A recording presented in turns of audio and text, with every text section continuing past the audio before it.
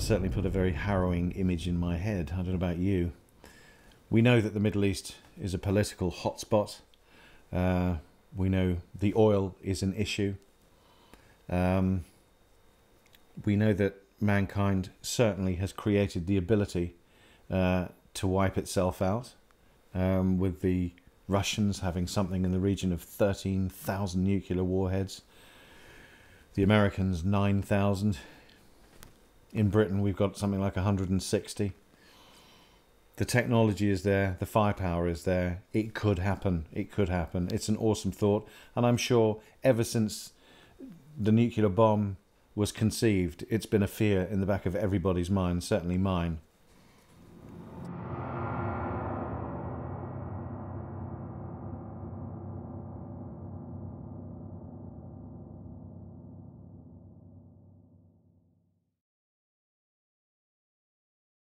Okay, so far we're only really skimming the surface of what is a truly, truly fascinating subject. I always thought it was going to be fascinating from the moment I was approached to go on this journey.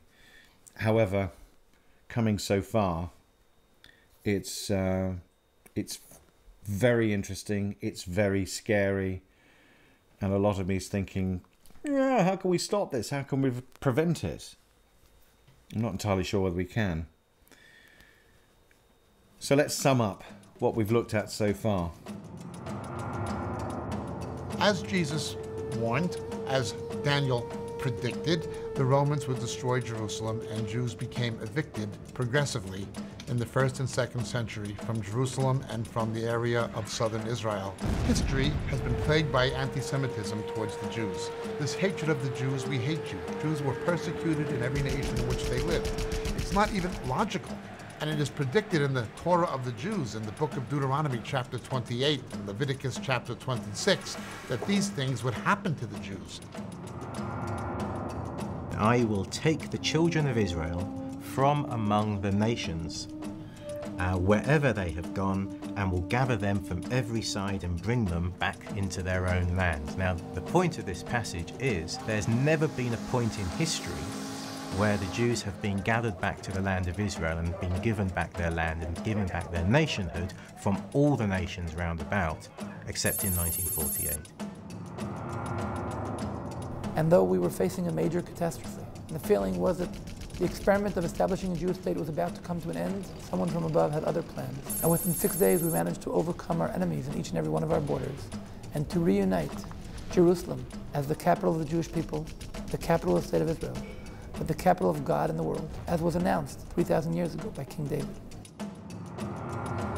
You brought people from all corners of the earth, speaking I don't know how many dozens of languages into one country, and you revived this beautiful sleeping beauty into a language of use.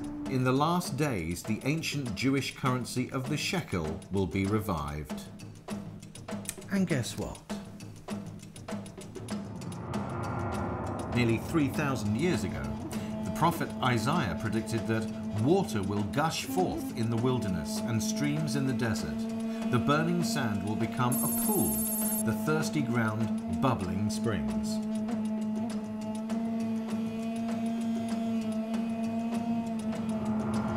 First people who came here saw nothing but salty water, desert. Once Israel became a nation in 1948, there was an intense national program of national reforestation, literally fulfilling this prophecy. And of course, Israel is the garden of the Middle East. You don't find so much agricultural land recovered from a desert wilderness anywhere else in the Middle East. The mountains will drip with sweet wine and fill the face of the world with fruit. You will hear of wars and rumors of wars. Nation will rise against nation and kingdom against kingdom. There will be famines, earthquakes, signs in the sun, moon and stars. Nations will be in anguish at the roaring and tossing of the sea. Men will faint from terror, apprehensive of what is coming on the world. Such things must happen. People will be lovers of themselves, lovers of money, boastful, proud, abusive, disobedient, ungrateful, unholy, without love, unforgiving, slanderous, without self-control, brutal, not lovers of the good, treacherous, rash, conceited, lovers of pleasure. Over the years, Reach Out Trust has seen an increase in the falling away of people within churches from true Christianity. They've moved away from biblical truth. Whole denominations that at one time were biblically based and held to a biblical morality, having gone into everything from not simply religious apostasy, but even moral debauchery and a fundamental lack of financial ethics.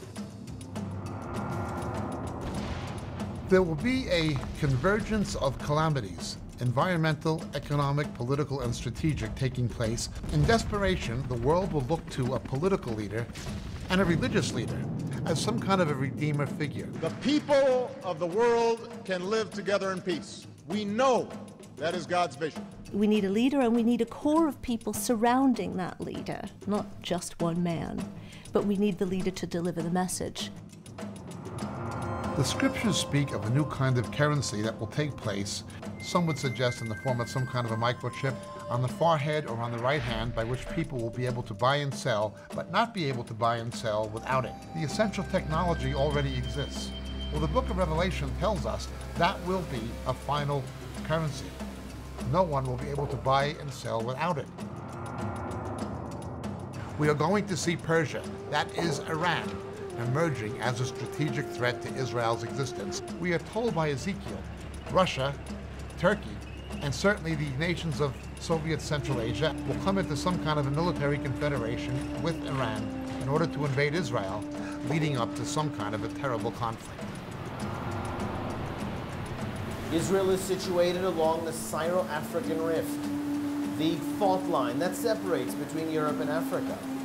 The prophets talk about how, in the end of days, an earthquake will split Mount Olives in half, and the waters of Jerusalem, like these below us, will both flow to the Dead Sea and to the Mediterranean. The Torah obligates us. Make me a sanctuary and I will dwell amongst you. And this is exactly what we are doing. We are trying to build the house of God, the third temple. From the very first moment we actually begin, it should take between a year to 2 years to build. Despite the desires of many people over the centuries really to reopen it, it still remains closed, as Ezekiel prophesied it would. It's entirely visible today, again, opposite the cleft in the Mount of Olives, overlooking the Kidron Valley, in the wall of Jerusalem on the east side of the old city. Still there, just as Ezekiel said. The only nations in the world that could assemble an army of 200 million, obviously, would be in the Far East.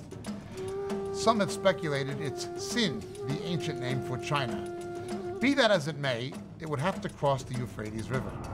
Even as we speak, there is a dam in Turkey which could restrict the flow of the waters into the Euphrates that could literally make this particular prophecy happen.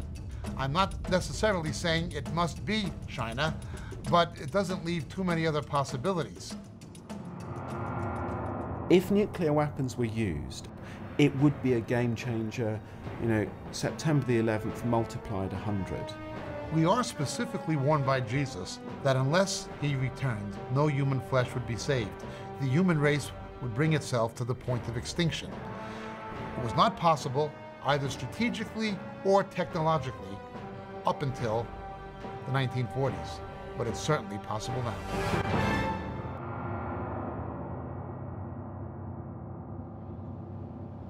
The same as there were people who understood the events of the time in Daniel's day, there will be people in that character in the last days who will do the same thing.